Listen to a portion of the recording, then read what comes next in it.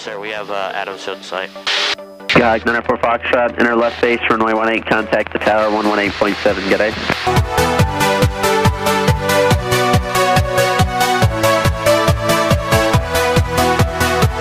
Alright, inner left base, runway 18 and tower 18.7. Have a good day, 94 Foxtrot.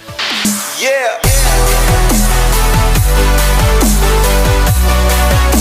Adams Tower, good morning. Skog 519 for Foxtrot on a 12-mile left base, runway 18.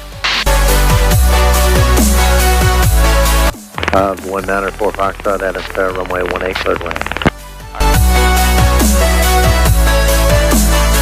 Alright, clear to land, runway 18, 94 Foxtrot.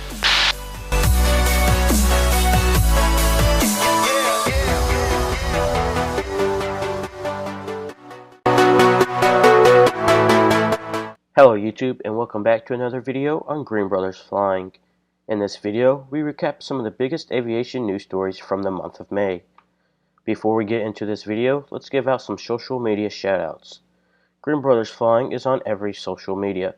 We are on Facebook at Green Brothers Flying, on Instagram at Green Brothers Flying, on Twitter at Flying_Green, and of course on Discord. All links will be in the description below. Green Brothers Flying is still selling t-shirts. They are $20. Now, let's give a shout out to JJ Skippy. JJ is our newest sub on the channel and participates on the Discord. If you want a shout out, sub to the channel and be an active user on Discord. Now, let's get into the news. Our first article comes from thepointsguide.com talking about Delta and their Airbus A350. Now, Delta closed their Cincinnati crew base due to COVID-19. They also send their A350 to LAX, and they're also going to start more A220 flying from New York, and Delta will need 7,000 fewer pilots this fall, less than half of its cockpit crew members it had in December. IATA thinks travel won't pick up again until 2023. Now, continuing with Delta, this article is from thebusinesstraveler.com. 18 of its Boeing 777s will be retired. 8 of them are Boeing 777-200ERs and 10 Boeing 777-200LRs. They had already announced the retirement of the MD-88 and MD-90 from its fleet. The 200ER version joined Delta's fleet in 1999 and the LR fleet in 2008, which allowed customers to fly from Sydney to LA to Sydney and Atlanta, Johannesburg, Atlanta. 2 years ago, Delta started retrofitting the cabins with the newest Delta One Suites and Delta Premium Select cabin. Also, the A350 burns 21% less fuel than the current 777s.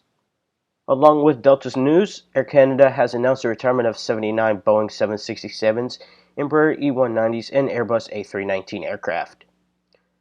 AA is retiring 100 aircraft, their Boeing 757-67 fleet, their Airbus A330-300 fleet, their Embraer 190 fleet, and their CRJ-200 fleet. Lufthansa is also retiring their A340-600s and select A380s and Boeing 747s. Austrian Airlines is retiring half of their Boeing 767 fleet, and Brussels Airlines is reducing its fleet by 30%. Now, this article comes from the simplyflying.com, and it's Lufthansa Group and their 1,800 weekly flights. So they're going to have 1,800 flights per week starting, 70 weekly overseas flights until mid-June. That's 4 times as many overseas flights they operated in May. They're going to focus on long-haul flights from Frankfurt. It will serve 3 long-haul flights from Munich to O'Hare, LA, and Tel Aviv, and 10 new long-haul routes will be added to Frankfurt. Hub's total is at 15. Now, this article is from simplyflying.com talking about American Airlines' 29-mile flight. Yes, you heard that correctly, 29 miles. It is the shortest domestic route in the U.S. by a U.S. major carrier. The flight number is AA2986. The route is DFW to Eagle, Eagle to Aspen, Aspen to Montrose, and Montrose to Dallas. The Eagle-Aspen leg is the shortest leg at 29 miles. If you are flying from Eagle to DFW, you can take off and land 3 times. It's operated by once a day, and the legs can be booked separately. It's on a 65-seat CRJ-700. Now, this next article is from simplyflying.com. On May 21st, Delta is to start thrice weekly service from Atlanta to Frankfurt and Detroit to London. It's going to be mostly cargo flights, but a few seats will be open to buy. Delta is losing $50 million a day. Now, this article is from viewfromthewing.com, and it's talking about American Airlines bringing back parked regional jets. All E-175s and E-145s that were parked due to COVID-19 are expected to return to service by June 3rd. In addition, all 20 of Compass's old American Eagle 175s will be brought back into service in the next few months. This does not include Piedmont's E-145s and Republic's E-170 175s that operate under American Eagle.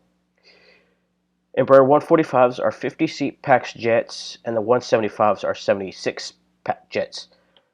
This news article is also from simplyflying.com, and Payne Field has suspended all air operations. It starts May 22nd and ends July 31st. The airport is doing ramp maintenance and repairs, reduction in flights from 24 to 5 daily departures. Now, this article is also from Simply Flying, and it's LATAM lays off 1,400 employees. LATAM's Brazil's president thinks it will take 2 to 3 years for air travel to recover. Meanwhile, LATAM's Colombian CEO thinks it will rise 60 to 70% by 2021. May 1st, they exited One World Alliance, and they have a joint agreement with Delta. This next article is from The Points Guy, and it's talking about the summer uptick in airlines. So AA, Southwest, Delta, United have all seen numbers increase in the last few weeks. TSA also saw its busiest day on May 17th when it screened 254,000 people, passengers, and airline employees that has since been topped.